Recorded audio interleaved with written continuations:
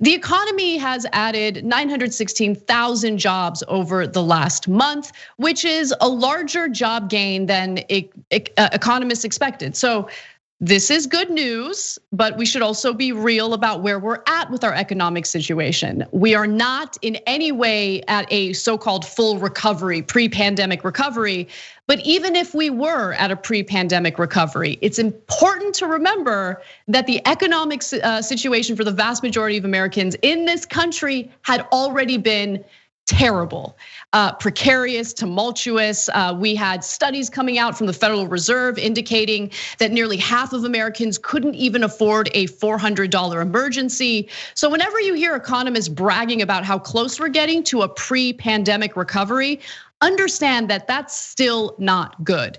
With that said, the unemployment rate dropped to 6% from 6.2% in February. Unemployment among African Americans and Latinos remained elevated at 9.6% and 7.9% respectively, but the gap with whites narrowed in March. Unemployment among Asian Americans even rose 6% from 5.1% in February. And it's important to take a look at what kind of jobs were added. As you guys know, the industry that was hit the hardest with the pandemic was the restaurant and entertainment industry.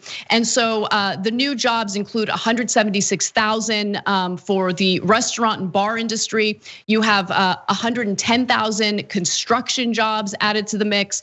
And some schools, of course, did open up, and that added nearly 200,000 jobs to this new jobs report. But again, let's take a quick look at what the unemployment right now looks like versus what it was prior to the pandemic, and you can clearly see that there really isn't a full recovery to pre-pandemic awfulness just yet. That was when the unemployment rate was at 3.5%, but let's also keep it real. Underemployment was a real problem then. Consumer debt was a serious problem then, and those problems persist. In fact, they've been exacerbated as a result of this pandemic.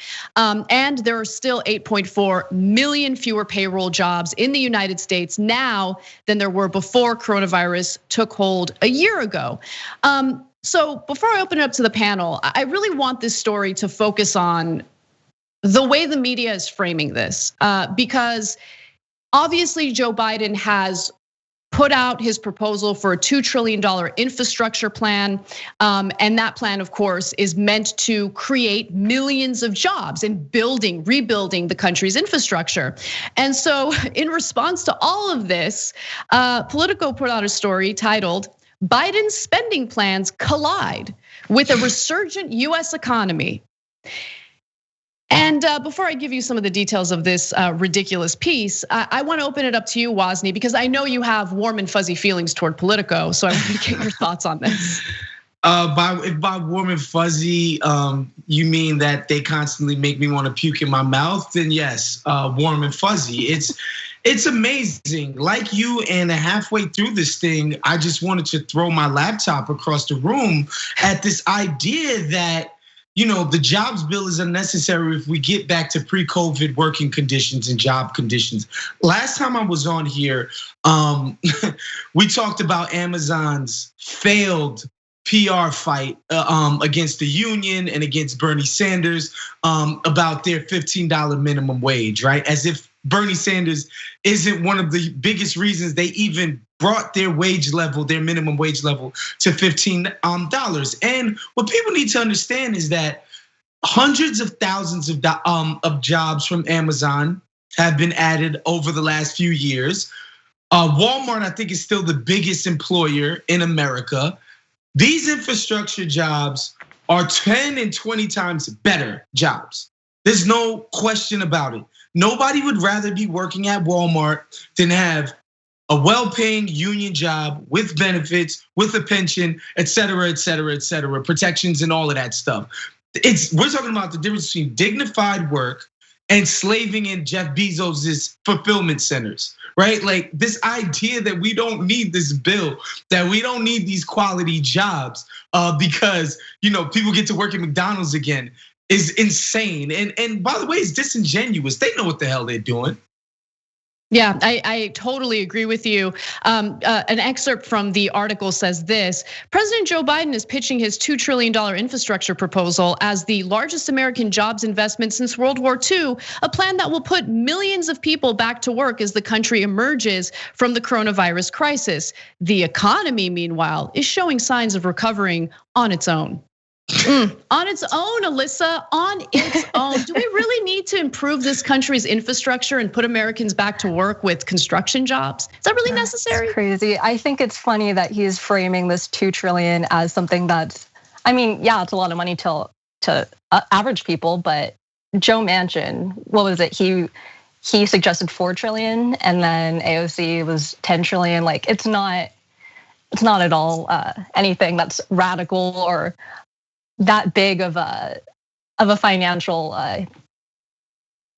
commitment for the US. You know, like what we decide we need to spend our money on is our kind of our moral compass, I think is what people like to call it. And we spend so much money on the military that 2 trillion is really not much for this infrastructure plan. And I think my generation especially likes to criticize Joe Biden incessantly, which is kind of a good thing. Like, I'm okay with that, but I think that the jobs thing is good news. You know, I don't know that a lot of people can directly feel that impact because a lot of us are still struggling.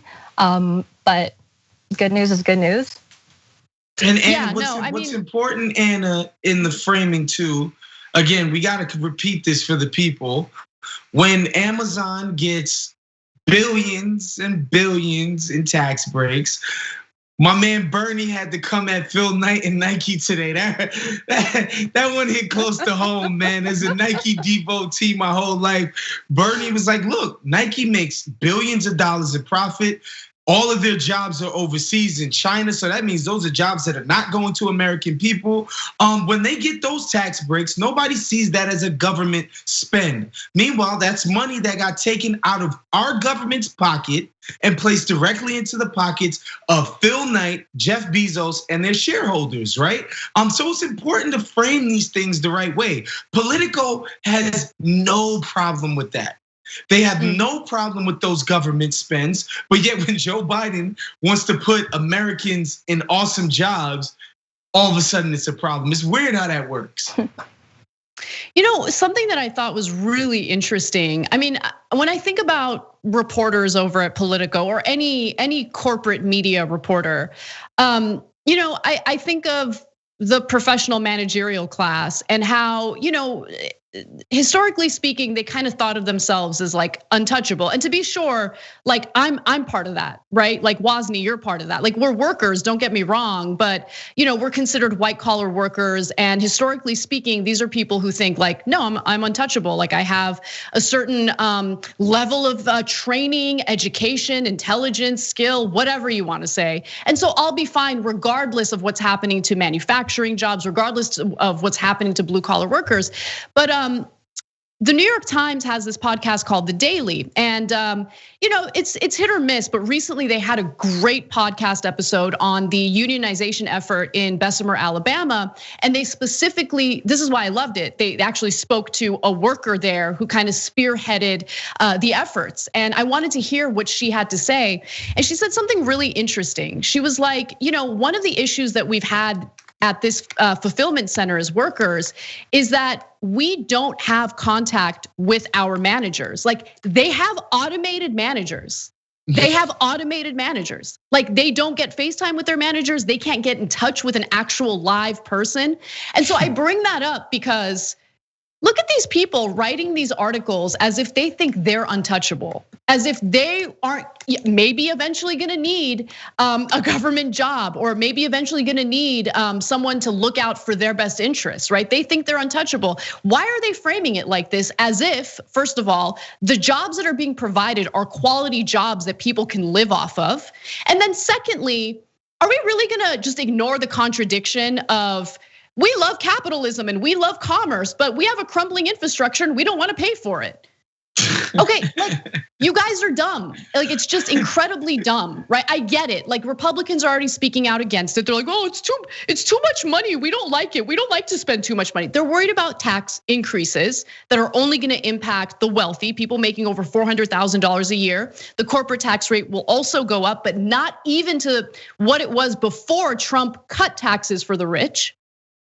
And it's like, okay, all right, bro, you're gonna get your tax cuts, but then don't talk about how we're falling behind and how China's kicking our ass. Like our infrastructure is literally crumbling. This is definitely something that the country needs.